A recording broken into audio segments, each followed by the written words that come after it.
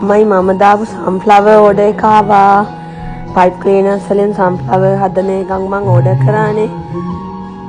මල් වාස් එකකුයි තව මල් 50කුයි ඕඩර් කරේ. දැන් තමයි මේ කූරි එකෙන් ආවේ. අම්මෝ මාව මදුරුවත් කනවා ඉතින් මොකද හවස ආවේ කූරි එකෙන්.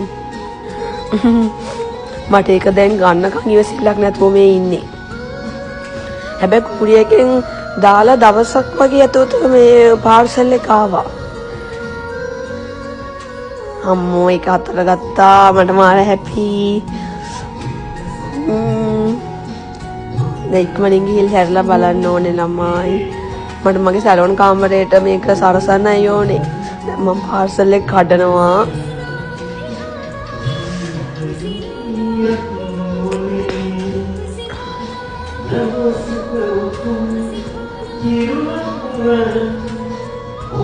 අම්මෝ සන්ෆ්ලවර් කම්මට ඉතින් ඊට වඩා දෙයක් නැහැ. මගේ මේ ලෝගෝ එකටත් මම තීම් එක දැම්මේ සන්ෆ්ලවර්නේ. අනේක දැක්කම මට මාර සතුටුයි. ඒ තරමට මේක ලස්සනයි.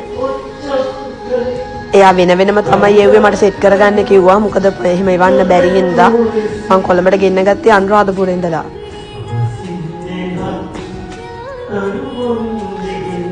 අනේක නම් ඇත්තටම මාර ලස්සන හැකියාවක්. මට නම් ওই හැකියාව නෑ මල් හදන හැකියාව නම් ওই විදියට පොඩු කියන්න ඕනේ නෑනේ.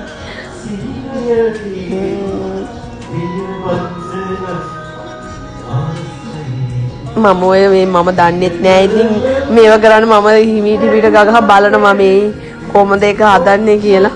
මගේ උගුර ටිකක් සවුත් ළමයි ගණන් ගන්න එපා ටිකක් සනීප මදි. මම ওই පුළුවන් විදියට මේ හයි කරලා බලනවා ලස්සනට මේව කරගන්න. දැන් මට මේක තියන්න දැනට කොහෙද කියලා මට හිතා ගන්න බැරුව ඉන්නේ. ඔයාලට මම පෙන්නන්නම්කො මෙහෙම තියලා.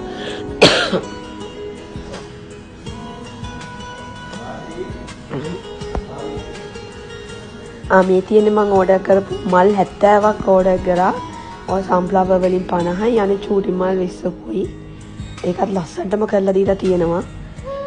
මම ඒක නම් ගෙන්න ගත්තේ වෙන නිර්මාණයක් කරන්න කියලා.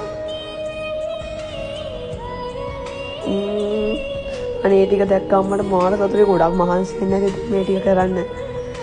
thank you. ඔයාලට තවත් ඔය වගේ ලස්සන නිර්මාණ කරන්න හැකියාව ලැබෙන්න කියලා මම ප්‍රාර්ථනා කරනවා. තව ඕඩර්ස් ගොඩාක් ලැබෙන්න කියලාත් මම ප්‍රාර්ථනා කරනවා. බලන්නකෝ ඒකේ ලස්සන.